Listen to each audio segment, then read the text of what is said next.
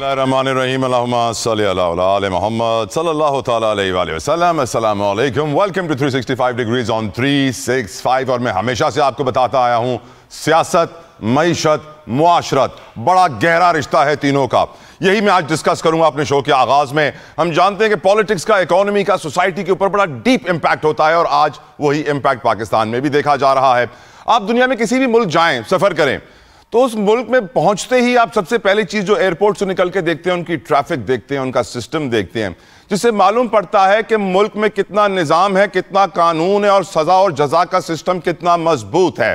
अब अगर हम बात करें पाकिस्तान की, तो पाकिस्तान के अंदर हमने देखा कि हमारे हुक्मरानों ने ट्रैफिक मैनेज करने के लिए बहुत सारे नए इकदाम किए हैं। सिंध के अंदर हमने ई चालान का सिस्टम आते हुए देखा है, जिसके बाद कदरे बेहतर कुछ बेहतरी आई है, हम ये कह सकते हैं। पंजाब के अंदर ई चालान पहले से थे, लेकिन सिंध की देखा देखी उन्होंने अपनी सख्ती बढ़ा दी, चालान की प्राइसेस बढ़ा दी, कीमतें बढ़ा दी, जिसके बाद ताकि अमल दरामद ज़्यादा सख्ती से हो सके। फिर हमने देखा कि एक वीडियो वायरल होती है, एक बच्चे की 16 साल के बच्चे को गिरफ्तार किया जाता है पंजाब में। वो स्कूल जा रहा था अपने, उसके पास कोई और सवारी नहीं थी, मोटरसाइकिल पर जा रहा था।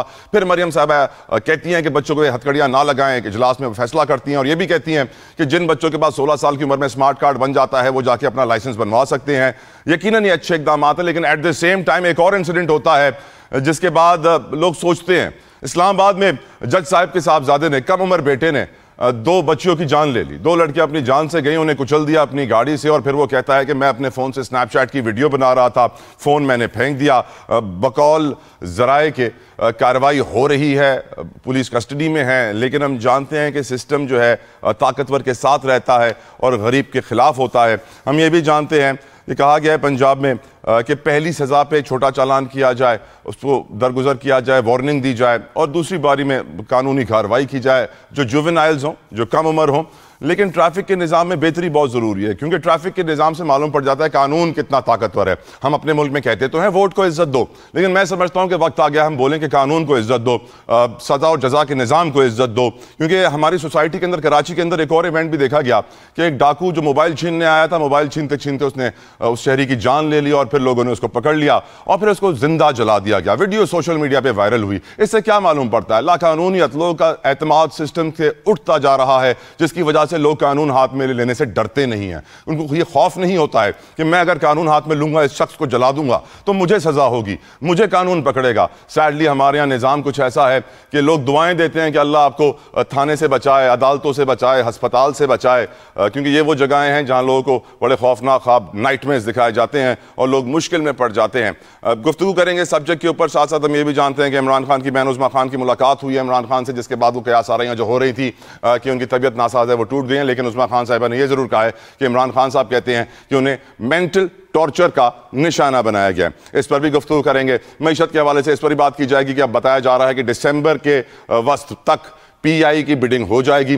वजीर आजम पाकिस्तान शहबाज शरीफ साहब ने आज जो उनके क्वालिफाइड बिडर्स हैं उनके लिए अशाया भी रखा है, उनको वेलकम भी किया जा रहा है, उनका कॉन्फिडेंस भी जीता जा रहा है। क्योंकि हम जानते हैं कि पिछली बार जब बिडिंग हो रही थी तो जहां 80 अरब की बोली एक्सपेक्ट की जा रही थी, वहां 10 अरब की बोली आई थी एक रियल स्टेट कंपनी की जानिब से, जो कि यकीनन अफसोसनाक अमल था। लाइव चल रहा था टेलीविजन पर। इस दफ़ा ऐसा ना हो, इस बात को यकीनी बनाया जा रहा है कि इस बार PIA की प्राइवेटाइजेशन हो ही जाए। इसके अलावा टर्की के साथ भी बहुत सारे पाकिस्तान के मुआहदे हुए हैं। बताया जा रहा है कि 5 MOUs पर साइन हो गया है। डिस्कोस जो पावर डिस्ट्रीब्यूशन कंपनीज हैं उसमें टर्किश इन्वेस्टर्स इंटरेस्टेड हैं, वो पैसा लगाना चाहते हैं। इसके अलावा तेल और गैस के दीगर मुआहदे भी हुए हैं कि पाकिस्तान में तेल और गैस की तलाश के लिए मुख्तलिफ जगहों पर ड्रिलिंग वगैरह वगैरह की जाएगी। इसके पूरी प्रोग्राम में गुफ्तगू करेंगे। Let's start the discussion. मेरे साथ मौजूद हैं पाकिस्तान तहरीक इंसाफ रहनुमा है, सीनियर कानूनदान है, किसी तारुफ के मोहताज नहीं है, अजहर सिद्दीक साहब मेरे साथ मौजूद हैं। सैयदा शैला रजा साहिबा फ्रॉम पाकिस्तान पीपल्स पार्टी मेरे साथ हैं। अली गौहर बलोच साहब फ्रॉम PMLN। मैं तमाम मेहमानों का बेहद मशकूर हूँ। सबको अस्सलाम वालेकुम वरहमतुल्लाह, जज़ाकल्लाह खैर। गुफ्तगू का आगाज़ करूँगा मैं शैला साहिबा आपसे, क्योंकि मैं जानता हूँ कि इस सोसाइटी के लिए आपने बड़ी मेहनत की है, ज़िंदगी दी है, काम किया है, बहुत सारे एक्सीडेंट्स आपने भी ज़िंदगी में देखे हैं। आज हम देखते हैं कि एक बड़े ताकतवर जज का बेटा, हाई कोर्ट के जज का बेटा 2 लड़कियों को कुचल देता है, उसे कोई खौफ नहीं है, वो ओपनली बता देता है कि मैं स्नैपचैट पे था।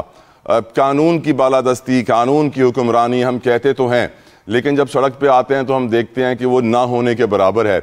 इवन दो हुकूमत बड़ी इकदाम करती है, कभी हमारे बच्चे गटर में गिर के मर जाते हैं, उसके बाद हम सोशल मीडिया पे देख रहे हैं कि हर कोई कराची से अपने अपने इलाके की गटरों की वीडियो अपलोड कर रहा है। हम किस तरह अपने आप को बेहतर बनाएं, अपनी सोसाइटी को बेहतर बनाएं, अपने सड़कों को बेहतर बनाएं, अपनी ट्रैफिक को बेहतर बनाएं, ताकि हम अपने बच्चों को बचा सके सारी बुराई से। शैला रजा साहिबा। ये बहुत बड़ा एक सब्जेक्ट है और मैं नहीं समझती कि हम इस पे एक प्रोग्राम भी पूरा करें तो इसको कवर करें।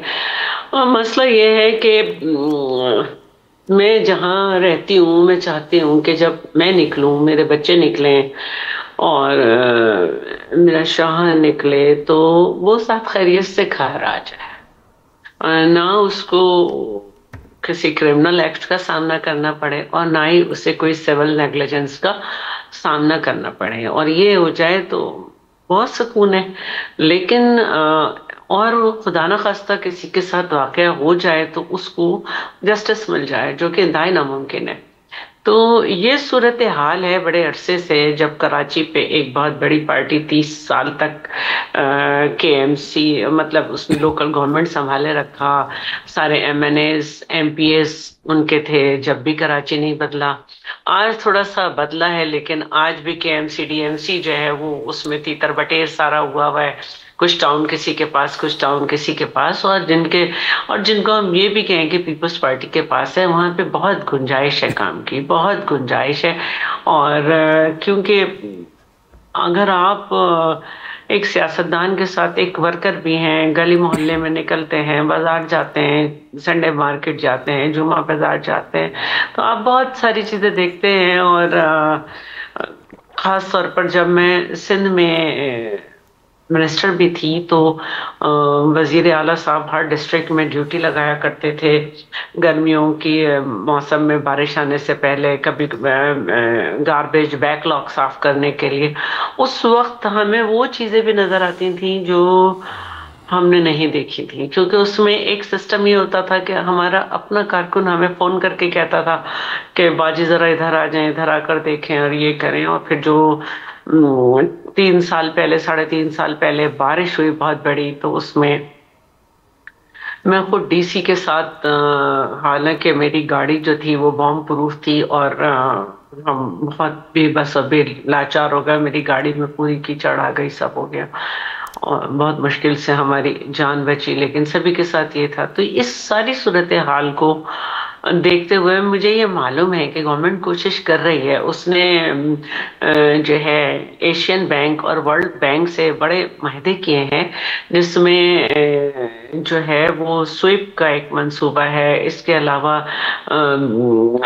जो है वो क्लिक का भी मंसूबा है, इसके अलावा जो है नेबरहुड प्रोजेक्ट्स हैं, और ये सारों में आपको सेवरेज जो है उसको एड्रेस किए बगैर आपका कोई प्रोग्राम नहीं चलेगा। तो शैला साहिबा एक मुश्किल सवाल पूछ सकता हूँ? बात है, हाँ बिल्कुल, मैं अपनी बात, लेकिन ये तो बहुत ही छोटी बात है कि किसी गली का, किसी इलाके का गटर खुला होना, या ये कि नाला इस तरह से होना कि आप फिसलते हुए उसमें चले जाएं, जरा सा भी कुछ हो। तो ये तो वो प्रोजेक्ट हैं जिनको आप बेशक सड़क बनाते रहें, जब उनकी बारी आएगी वो चीज़ों की तो वो होगा, लेकिन ये तो बिल्कुल छोटी छोटी जगहें हैं। आज भी ऐसे, अभी मैं जा रही थी कोरंगी 3.5 नंबर जलसे में, तो मैंने देखा कि एक नाला था, उसको गो के उन्होंने कवर करने की कोशिश की हुई थी, लेकिन बहुत भयानक नाला था। तो मेरी रूह लरज रही थी उस वक्त, ये वाक़या नहीं हुआ था, तो मुझे तकलीफ होती है। और हकीकत ये है कि मैं तो इस प्रोग्राम में, अगर आप ये टॉपिक मुझे बताते हैं, मैं नहीं बैठ सकती थी, क्योंकि कुछ भी हो, जो लोग वोट लेते हैं DMC से, KMC लेवल से, ये जिम्मेदार हैं, ये बिल्कुल शोर मचाएं, हमें इस चीज के लिए पैसा चाहिए, हमें गटर ढकने, और ना मिले तो अदालत में जाएं कि ये कैलकुलेशन करें कहाँ का गटर खुला हुआ है, कहाँ का नाला ऐसा है कि गाड़ी को हादसा हो सकता है। और सबसे पहला काम इनको यही करना चाहिए, जो भी मंसूबा है वो बाद में होता रहेगा, ये साथ में बाद में एड्रेस हो जाएगा तफसील से, लेकिन पहले लोगों को बचाना चाहिए। Well said madam, well said, and I am grateful कि आपने अपना टाइम हमारे लिए इस इंपॉर्टेंट सब्जेक्ट पे निकाला है। I am really grateful, I am thankful. Azhar Siddiqui साहब, आपकी राय सब्जेक्ट के ऊपर? सर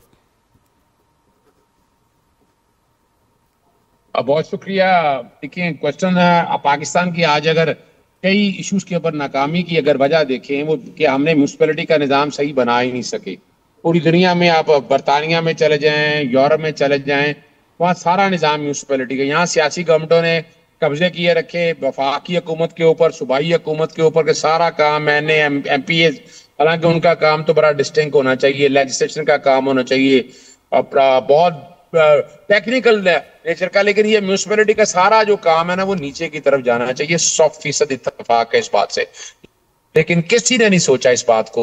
लोकल गवर्नमेंट का यानी बड़ा शोर पड़ा था 26वीं तरमीम पे, 27वीं तरमीम पे। जनाब हम लोकल गवर्नमेंट के हवाले से ला रहे हैं, ऑब्लिगेशन होगी, हर 5 साल या 4 साल बाद इलेक्शन होंगे, लेकिन हम इंडिया को भी कम्पीट नहीं कर सके इस हवाले से। जो अच्छा इशू आपने छेड़ा उस तरफ शाला बहन तवज्जो नहीं दे पाई, वो है आपका ये चलान और ये सारे सिस्टम के हवाले से। अभी रिसेंट खबर दे रहता हूँ कि हमने तो यहाँ पंजाब में तो पतंगबाजी, गले काटने का एक ऑर्डिनेंस की फैक्ट्री लगा दी है।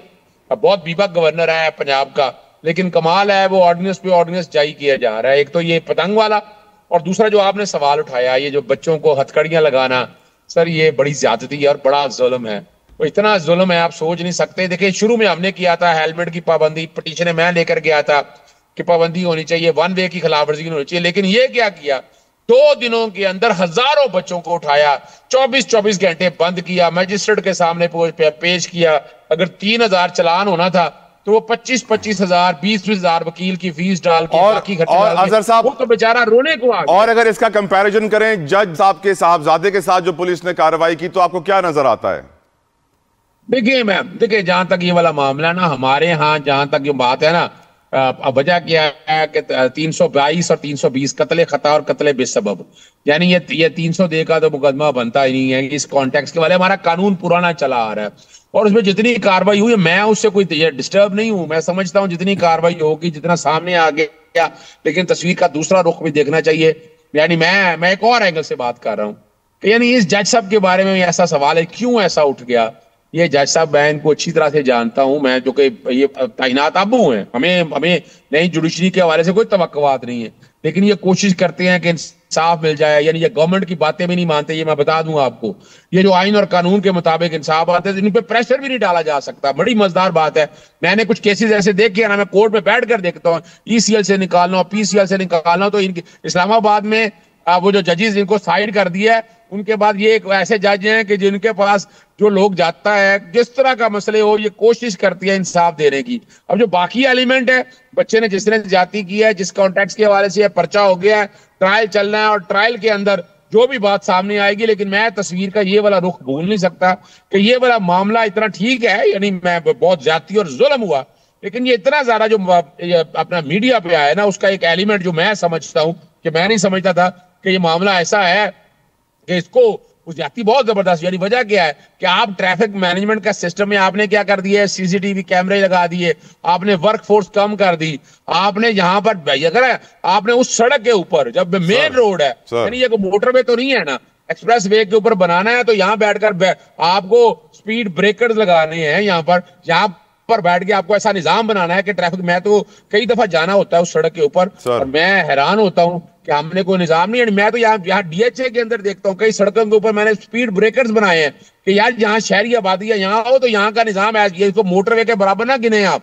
पूरी दुनिया में देख लें ये कॉन्सेप्ट है, उनका ट्रैफिक मैनेजमेंट सिस्टम बेहतर है, तो यहाँ ट्रैफिक मैनेजमेंट के सिस्टम में तवज्जो नहीं है ना। हमारी तवज्जो किन के ऊपर है, हमारी तवज्जो और कामों की तरफ है, कभी इस पे बैठकर तवज्जो दें। अभी ये देखे ना, ये ऑर्डिनेंस पे जुर्माने लगाना था, पर्चे देने थे, वो भाई ऑर्डिनेंस पे असेंबली में लेके जाते हैं, लोगों की राय लेते हैं, ऑब्जेक्शंस आते हैं, असेंबली में डिबेट होती है। इन्होंने भी ये समझा कि 26वीं और 27वीं आईनी तरमीम की तरह जो करना है हम कर गुजरे, देखी जाएगी। इस वक्त ऑर्डिनेंस तो और इस तरह की कानून साजी तो हो रही। बिल्कुल ठीक सर, बिल्कुल ठीक अगर आप पब्लिक सोशल वेलफेयर में लेके जाना चाहते हैं, उन चीजों की तरफ देखें। बिल्कुल ठीक सर, इजाजत दें। अली गौहर बलोच साहब, आपकी राय जानना बहुत जरूरी है, क्योंकि आपकी राय इस वक्त हुकूमती राय है हमारे प्रोग्राम में। अली गौहर बलोच साहब। बिस्मिल्लाहिर्रहमानिर्रहीम। बड़ा अफसोस होता है कि इन इश्यूज के ऊपर भी मतलब है कि सवाल कुछ और किया जाता है, आगे से जवाब किसी और टोन में और आता है, मतलब वो चीजों को अवॉइड करते हैं। सबसे पहले तो लोकल बॉडी सिस्टम का कह लें, जिस पे मेरे भाई ने बड़ी तकरीर झाड़ी है, ये इन्हीं की गवर्नमेंट थी पंजाब में, जब लोकल बॉडीज के इदारे बने हुए थे, इन्होंने अपने दौर में उन इदारों पर शब खून मारा, उन इदारों को तोड़ा और अपने पूरे टेन्योर में उसके इलेक्शन नहीं करवाए। ये जरा अब ढोलकी गले में डाल के जमहूरियत की और बल्दियाती इदारों के हक में ये जरा बजा रहे हैं। तो अपने गिरबान में झांक लेना चाहिए। सबसे पहले तो अपनी गवर्नमेंट की मजम्मत आपको करनी चाहिए कि उन्होंने तोड़े थे, आपको बताना चाहिए था। दूसरी गुजारिश ये है कि जो आपने जिस वाक़े की कराची में निशानदेही की, वो एक इंतहाई अफसोसनाक वाक़या हुआ है और वो खास तौर पर उसकी वालदा की जो वीडियो जो क्लिप आया था वो देखा, वो ज़ाहिर है बड़ा अफसोसनाक था। लेकिन जाहिर है वहां पर लोकल बॉडी सिस्टम है, वहां पर मेरा ख्याल है टाउन्स भी बने हुए हैं और वहां की वैसे भी जो सिटी की वो जो डिस्ट्रिक्ट गवर्नमेंट है, तो मेरा ख्याल है कि जो वहाँ की टाउन गवर्नमेंट है और डिस्ट्रिक्ट गवर्नमेंट है, उन जिम्मेदारान का बहुत मैं समझता हूँ कि उनका एहतसाब होना चाहिए उन लोगों का जो जिम्मेदार थे। वो कह रहे हैं जिम्मेदार बीआरटी का होना चाहिए, वो कह रहे हैं एहतसाब बीआरटी का होना चाहिए, विफाक के प्रोजेक्ट जिम्मेदार है बीआरटी सर, वो ये कह रहे हैं। नहीं देखे, बीआरटी हो या कोई भी हो, अब गटर तो टाउन म्यूनिसिपल कमेटीज के लोग हैं ना, वहाँ के ऑफिसर ना होंगे, वहाँ के कोई लोकल बॉडीज के चेयरमैन होंगे यूसीज के। मैं ये कह रहा हूँ कि जिनका काम है उन पर जिम्मेदारी डालनी चाहिए। मैं तो ये भी कह रहा हूँ कि वहाँ की सूबाई हुकूमत का ये काम नहीं है, ये वहाँ के लोकल बॉडीज इदारों का काम है।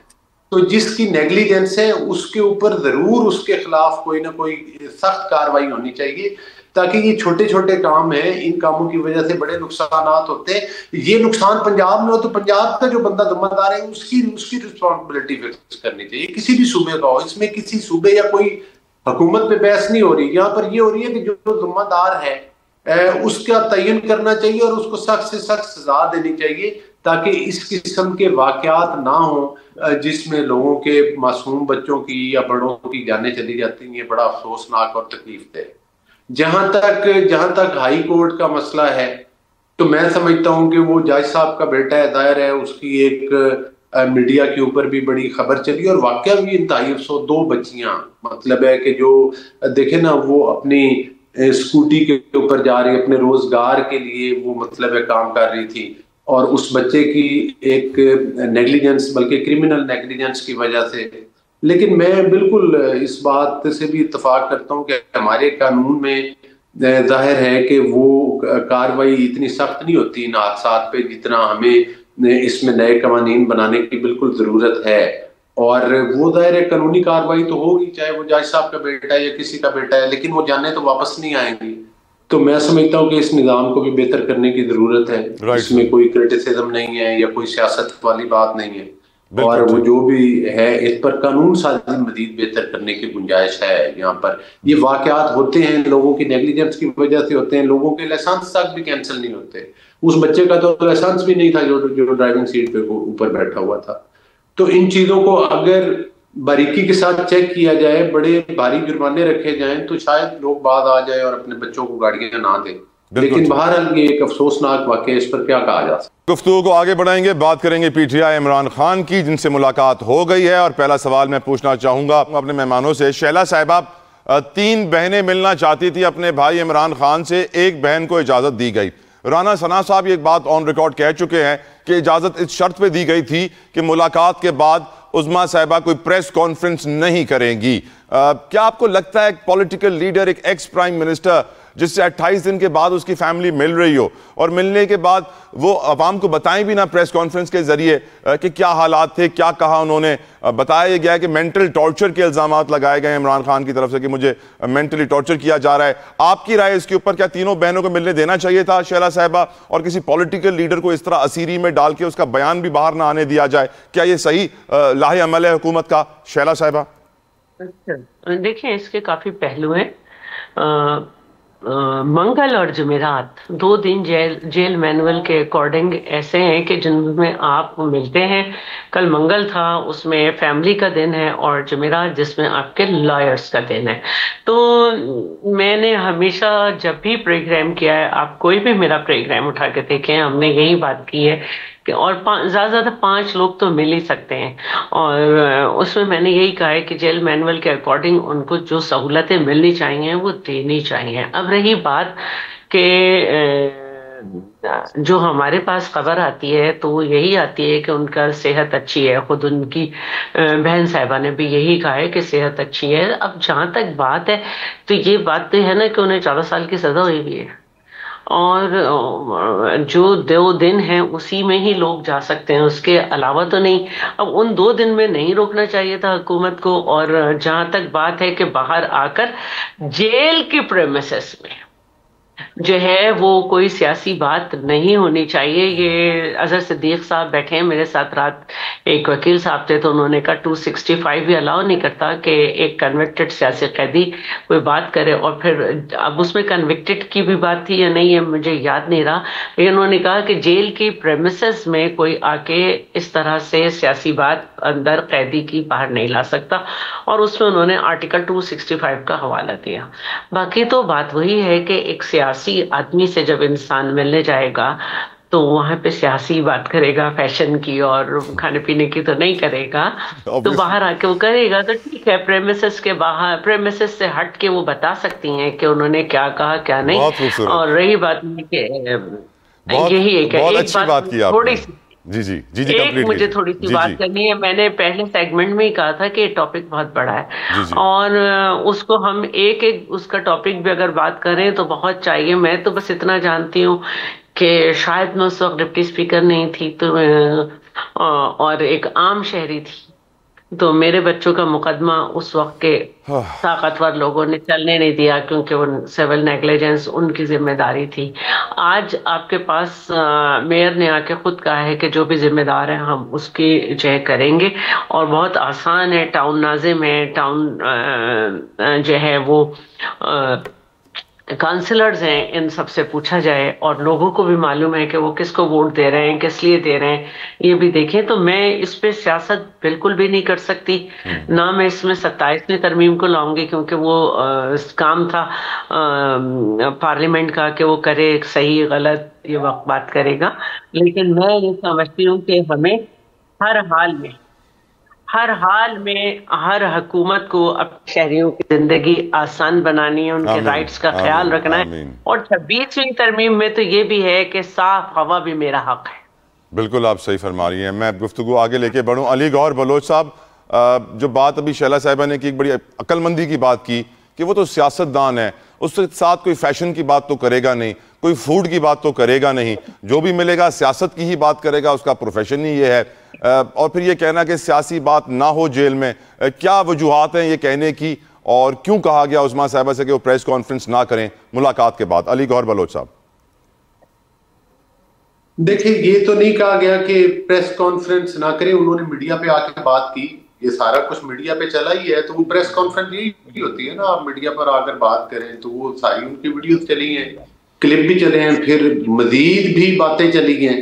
मतलब है आपने जो है आर्मी चीफ को, फील्ड मार्शल आसम मुनीर साहब को भी क्रिटिसाइज तो कर दिया, तो फिर गैर सियासी बात तो वो रह ना गई, ये तो कहना गलत है। दूसरी बात ये है कि ये बदकिस्मती ये है इस पार्टी की कि ये जो है ना एक जत्थों की शक्ल इख्तियार कर चुकी है, और ये मुल्क दुश्मनी पर उतर आए हैं अपने इन होचे हथकंडों में।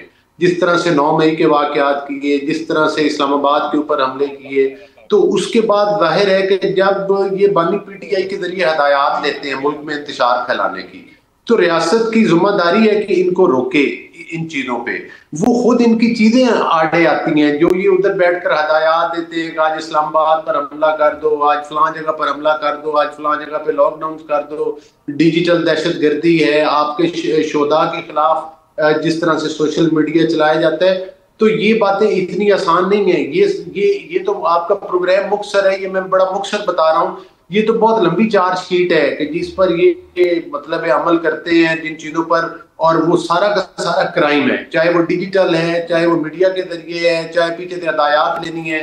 तो मकसद क्या है कि इसका मतलब है उससे मुलाकातें करवाते जाएं और फिर दहशतगर्दी के वाकयात मुल्क के अंदर, मुल्क के शहरों के ऊपर हमले करवाते जाएं। तो जाहिर है उनको भी सोचना चाहिए कि वो किस जगह पर पहुंच चुके हैं, वो सजा याफ्ता हैं। जेल भी को घर का ड्राइंग रूम तो नहीं होता। मुलाकातें आप निकालें ना रिकॉर्ड, कितनी मुलाकातें आज तक वकला से हुई, सियासी लोगों से हुई, रिश्तेदारों से हुई, बहनों से हुई, आप देखेंगे कितने लोग कितनी दफा हो चुकी हैं। लेकिन अगर आप अपनी रविश से बाहर ही नहीं आ रहे, आप उन चीजों को कंट्रोल ही नहीं कर रहे, तो फिर जाहिर है कि हुकूमत ने रोकने के लिए, रियासत ने रोकने के लिए कुछ ना कुछ तो वो करेगी ना। इसके बावजूद जेल में उनको खुराक की लिहाज से कितना प्रोपेगेंडा इंडिया के जरिए उन्होंने चलवाया कि वो तो खुदा न खास्ता जी फौत हो चुके हैं जी, वो तो जी उनको तो मार दिया गया है, तो वो अब मुंह की खानी पड़ी है। वो मतलब बहन ने कहा कि उनकी तो सेहत ही अल्हम्दुलिल्लाह ठीक है, अल्लाह उनकी सेहत ठीक रखे। मकसद ये है कि ये किस किस्म का फौरन इंडिया के चैनल पर पहुंचे हैं इस मकसद के लिए, जब मतलब है मार्का हक हो चुका है, जब उनका मीडिया जहर उगलता है पाकिस्तान के खिलाफ, एक मौका महल होती है, ये मौका नहीं था। और इनके पास इन बातों की जस्टिफिकेशन नहीं है, ये फिर क्रिटिसिज्म करेंगे, वो फलां ने पीपल पार्टी के लीडर ने ये बात कर दी, वो बात कर दी। भाई नवाज शरीफ से कंपैरिजन छोड़े, नवाज शरीफ ने तो चांगी के मकाम पर इंडिया के मुकाबले में धमाके करवाए थे मुल्क सलामती में, आपकी तरह से दबक के थोड़ा बैठ गया था। ठीक सर, ठीक तो सर, ये मतलब है ये सारी चीजें, ये अपना रवैया ठीक करे, मुलाकातें भी ठीक हो जाएंगी। बिल्कुल ठीक सर। अजहर सिद्दीक साहब, फैसल वाडा की लेटेस्ट पेशन गोई ये है, आपको मालूम है उनकी पेशन गोइयां सच साबित हो जाती हैं। वो कह रहे हैं मुलाकातें बंद हो जाएंगी फैमिली के साथ मुकम्मल तौर पे। अच्छा मैं आप कोई रेडियो गपिस्तान सुन रहे थे यार? आपके कान ही नहीं थकते इनकी यही गुफ्तगू सुन के? अल्लाह रखा मोहम्मद बूटा से ये निकलते नहीं है यार, खुदारा यार। यानी वो मेरी बात सुने, देखे ना, वो होता यही है कि जब कोई सियासी जमात की बलोगत जो है वो डिक्टेटरों ने की हो, ज़ियाउल-हक जिनका बाप हो, जो डीले करके मुल्क से बाहर चले जाएं, जो मोदी का यार है, गद्दार है, साड़ियां लेना, आमों की पेटियां लेना, सज्जन जडाल का यार और गुलभूषण यादव के बयान जो इंटरनेशनल कोर्ट ऑफ जस्टिस में है, और वो आर्मी को क्या क्या लफ्ज कहना, वो मैं तो नहीं दोहरा सकता उस तरह के लफ्ज। आपने बड़ा सीधा सा सवाल पूछा था और उसका बड़ा सीधा सा जवाब है, बड़ा सीधा सा। जबान पे कुफ्ल रखे हैं, सवालों पर पहरे हैं, ये कैसा शहरे खामोशा जहां लफ्जों पे गहरे हैं। अंधेरों ने यहां रस्ते की हद भी खो दी है, गुफ्तगू पर पाबंदी ने सोच को भी रो दी है। जरा गौर करें इस बात पे, देखें बड़ी सीधी सी बात है। यानी मैं तो सुन रहा था ये बहरहाल गौहर बलोच साहब शायद वजीर आजम है, नहीं वजीर आला है शायद, ओहो ना शायद नहीं, वो बाहर में खिलाड़ी हैं शायद। ये कौन होते हैं? या पंजाब हुकूमत कौन होती है, वफाकी हुकूमत कौन होती है? Jail superintendent. प्रिजन एक्ट पढ़ा नहीं है तो मैं कहते हैं मैं उर्दू में, पंजाबी में, फारसी में शेयर कर देता हूं ताकि उर्दू में पढ़ लेना, समझ आ जाए इनको ना। और मैं शैला बहनी के सवाल का जवाब ही तो पहले मैं ये बता दूं आपको, प्रिजन एक्ट पढ़ लें, प्रिजन रूल नहीं तो universal declaration of human right पढ़ लें, ICCPR पढ़ लें, नेल्सन मंडेला रूल पढ़ लें, पैरो डिक्लेरेशन पढ़ लें। मैंने ये लिखा था खातिन को, मैंने पीर वाले दिन लिखा था, मैं क्या बतौर इमरान खान के वकील का अगर इजाजत ना दी आपने तो मैं ह्यूमन राइट में चला जाऊंगा, यूएनओ में चला जाऊंगा आप लोगों के खिलाफ। आप इंटरनेशनल करना, यानी क्या बात है क्या है? अच्छा जी चले जी फर्ज करें सियासी गुफ्तगू करते हैं तो जनाब कोई ऑर्डर है? आप कौन होते हैं वफाकी हुकूमत? यानी दूसरे इनके लीडर, दूसरे जो सुने ना, जो बाखबर होते हैं, हुज़ैफा को सुना करें, जो जिनको पता होता है, बाकी किसी को क्या पता बेचारे को, अंदाजा ही कुछ नहीं है ना चीजों का सारों को। बिल्कुल ठीक है साहब, यानी यहाँ एक बात बड़ी वाले सुन ले मेरे से जी सर, मैं बताता चलूं, इंडिया के चैनल पे बातें होती हैं भाई, क्या बातें होती हैं जनाब? वो AI बनाकर वीडियो बना रही थी, डाले ना पीका को तहकीक करे, पता चल जाए। आपको यहाँ क्या करना है? आप माने कि आप फासिस्ट गवर्नमेंट है, आपने साफियों के साथ जुल्म किया, लोगों के साथ जुल्म किया। वो कहानी क्या निकलती है 9 मई पे? ओ यार 9 मई को गुजरे 2 साल हो गए हैं, गुजर जाए 9 मई से आगे। एक बार फिर PIA की निष्कारी के लिए तारीख दे दी गई है, 12 से 15 दिसंबर के दरमियान बोली हो जाएगी, बिडिंग का प्रोसेस कंप्लीट हो जाएगा। वजीर आजम शहबाज शरीफ साहब बोली दहिंदगान के लिए शाया रख रहे हैं ताकि यकीनी बनाएं कि इस दफा वो गलती ना हो जो पिछली दफा हुई थी। पिछली दफा 80 अरब की बोली एक्सपेक्टेड थी और 10 अरब की बोली आई थी। साथ साथ टर्किश कंपनीज भी बहुत इंटरेस्टेड हैं पाकिस्तान में इन्वेस्टमेंट के लिए, ऑयल एंड गैस एक्सप्लोरेशन के लिए 5 MOUs पे साइन हुआ है। डिस्ट्रीब्यूशन कंपनी से भी वो इंटरेस्टेड है। गुफ्तगू का आगाज करते सवाल पूछना चाहूंगा मैं अपने मेहमान से। अदर साहब जरूरी सवाल है आपसे शुरू कर रहा हूं ये वाला सवाल। अगले इसी महीने की 12 से 15 तारीख तक बताया जा रहा है कि PIA की निष्कारी की बोली का सिलसिला खत्म हो जाएगा। वजीर आजम आज बोली देहंदगान के लिए उन्होंने आशाया भी रखा है, यकीनन उनकी बहुत इंपॉर्टेंस है। पिछली बार आपको याद है 80 बिलियन की बोली एक्सपेक्टेड थी, 10 अरब रुपए की बोली आई थी। इस दफा आपको लगता है हुकूमत कामयाब हो जाएगी? और आज ये भी खबरें लगी हुई हैं कि पाकिस्तान की जो पावर डिस्ट्रीब्यूशन कंपनीज हैं, डिस्कोज, वो टर्किश इन्वेस्टर्स उनमें इंटरेस्टेड हैं। ऑयल और गैस की एक्सप्लोरेशन के लिए 5 टर्की के साथ MOU साइन हुए हैं। आप कैसे देखते हैं इन खबरों को? देखिए, जहां तक तो इंटरनेशनल अगर इन्वेस्टमेंट आती है उसको वेलकम कहते हैं। यहाँ तो चले गए हैं, यहाँ तो भाग गए हैं, यहाँ तो कंपनियां भाग गई है ना। बताएं ना कि पिछले 3.5 साल से जो भी बता रहे थे कि जनाब वो लोकल गवर्नमेंट का जरिए हमने खत्म कर दिया, इन्होंने करा लिया इलेक्शन। इनकी हिस्ट्री उठाकर देख लें, 50 सालों से जो तबाही और बर्बादी इन्होंने की है, यहाँ भी इस तरह से है। आपने इंडस्ट्रियां तबाह कर दी हैं, अपने टैक्सेशन का निजाम फेल हो चुका है, आपकी ज़राअत फेल हो चुकी है, किसान रो रहा है, मजदूर रो रहा है, इन्वेस्टर रो रहा है। मैं तो वेलकम करूंगा अगर कोई बाहर से आता है, लेकिन बाहर से आएगा कौन? सवाल तो ये है वो सर डोनाल्ड ट्रंप ने भी कहा था, डोनाल्ड ट्रंप ने भी कहा था अजहर साहब कि हम पाकिस्तान से तेल निकाल के इंडिया को सप्लाई करेंगे, याद है सर? अच्छा, आप जरा गौर करें उसे। अच्छा, ऐसा जबरदस्त कहा कि दिफाई पैक्ट इंडिया के साथ कर लिया ये बेचारे, और बाद में पता चला, मैं नहीं कह रहा, खबरें लगी कि इन्होंने क्या किया था, लॉबियस्ट हायर किए थे। लॉबियस्ट हायर करके उन्होंने ऐसी बात, भाई क्वेश्चन है ग्राउंड पे बताएं, अभी तक क्या हुआ है, अभी तक रिजल्ट क्या लिए आप नहीं रिजल्ट ले सके, आपकी इकोनॉमी तबाह बर्बाद है। वो भाई डिफॉल्ट का ना हमने कभी कहा, कर्जे आपके पास है, डेट लिमिटेशन एक्ट 60% से ज्यादा कर्जे हैं, हमारे कर्जे और आज के कर्जे 3.5 साल के उठाकर देख लें, कानों को हाथ लगाएंगे आप ये बताएं कि आपने आम आदमी की जिंदगी पे, यानी मुल्क से बाहर 7 लाख लोग चला गया है, ठीक सर, ना रोका तो वो पासपोर्ट के नाम पर बैठकर रोक रहे हैं। यार खुदा रहा यार, इस मुल्क के साथ जुल्म बंद कर दें, इस मुल्क को कैसे आगे लेके जाना है वो सोचे। आईटी इंडस्ट्री आपने तबाह कर दी, नेट आपने बंद कर दिया, सोशल मीडिया आपके रिजल्ट है क्या, जरा ये बताएं। एक्सपोर्ट बढ़ा ली, करंट डेफिसिट का अकाउंट का ठीक कर लिया आपने, कोई चीज नहीं है। आज ये महंगाई नीचे, कौन सी महंगाई नीचे आप ले आए हैं? पिछले 3.5 साल में डॉलर कहाँ, पेट्रोल कहाँ, महंगाई कहाँ, हर एक को पता है। बच्चे रो रहे हैं, अवाम खुदकुशियां कर रही हैं, लेकिन हमें कोई शर्म नहीं आ रही ना, हमें कोई बादशाह सलामत नवाज शरीफ जिंदाबाद। इजाजत दें तो आगे बढ़ो। शैला साहिबा ने बसंत बनानी है, इजाजत दें। अजहर साहब वक्त कम है, अजहर साहब वक्त कम है। शैला साहिबा, your opinion on this subject sir, madam. देखिए, एक तो मैं ये बात कहना चाहती हूँ कि ठीक है कि हम एक बहुत मुश्किल वक्त से गुजर रहे हैं, लेकिन ऑपोजिशन का किरदार भी, ऑपोजिशन तो नहीं है ना। जहां तक मईशत की बात है, ये बात सब भूल नहीं सकते कि आप IMF से माहिदा करें और मुकर जाएं, और उसकी वजह से आपके जो दोस्त ममालिक हैं वो भी पीछे हट जाएं। फिर एक गवर्नमेंट आए और वो 8 से 9 महीने इस बात के लिए कि उस माहदे को ही जो है हम अपना एतमाद मुल्क का सही करके सही कर सकें। तो अब जो सूरत हाल है उसमें एक ट्रैक नजर आया है कि जो इंटरनेशनली महंगाई है उसको हमने अपने मुल्क में उसके बढ़ने नहीं दिया उसके हिसाब से। जो लेकिन अब जो निजकारी का मामला है, निजकारी का मामला ये है कि पाकिस्तान पीपल्स पार्टी तो आपको मालूम है बेनजीर भुट्टो कब से पब्लिक प्राइवेट पार्टनरशिप की तरफ थी, तो निजकारी बड़ा मसला है कि वो हो जाए 100%। और पहले भी आपने देखा कि बड़ा एक क्वेश्चन आया कि जो कुछ हमने निजकारी करने के लिए खर्च किया उस कि थोड़ी सी उससे ज्यादा बोली लगी। तो अब ठीक है कि ये डिस्कोर्स में, क्योंकि मैं इकोनॉमिक अफेयर्स की स्टैंडिंग कमेटी में हूँ, तो डिस्कोर्स में हमने सबसे पहले वो वाला हुकूमत ने रखा है जो कि सबसे ज्यादा बंद है और काम नहीं कर रहा। अब ये निजकारी कहाँ तक कामयाब होती है इसको देखते हैं, अल्लाह बेहतर करने वाला है। लेकिन हमें हमेशा अफसोस रहेगा कि as worker of Pakistan People's Party कि हम अपने असासे बेच रहे हैं, बस हमें इस पर अफसोस रहेगा। लेकिन हुकूमत की यही पॉलिसी, और शायद इसीलिए हम हुकूमत का पार्ट नहीं बने कि हमारे और इनके मैनिफेस्टो में बहुत ज़्यादा फ़र्क है। हम पब्लिक प्राइवेट पार्टनरशिप वाले हैं, खुद वज़ीर ख़जाना जो हैं वो ये कहते हैं कि हमारी पॉलिसीज़ अच्छी हैं।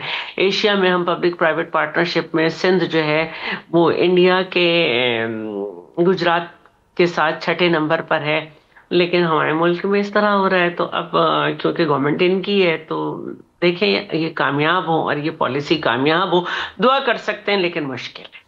अली गौहर बलोच साहब, आप क्या जवाब देंगे सर जब लोग पूछेंगे कि क्या वजीर आजम इसलिए PIA के बोली दहिंदान को आशाइया दे रहे हैं ताकि मेक श्योर करें कि इस दफा वो ना हो जो पिछली दफा हुआ था?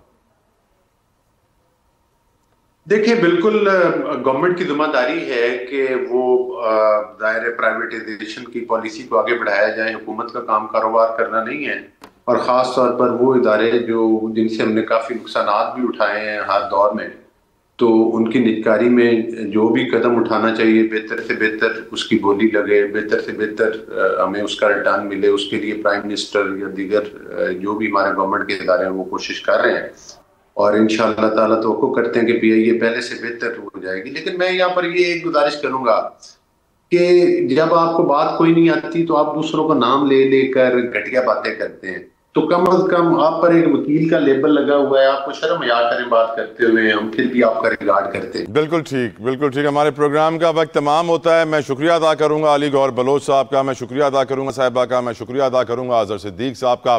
यकीनन गुफ्तगू आपने जानी, आपका फीडबैक मेरे लिए बहुत इंपॉर्टेंट है। प्लीज सोशल मीडिया पे लाइक सब्सक्राइब करना ना भूलिएगा, फीडबैक देना ना भूलिएगा, कमेंट के जरिए अपना ख्याल रखिएगा। I will see you tomorrow, until then अल्लाह हाफिज।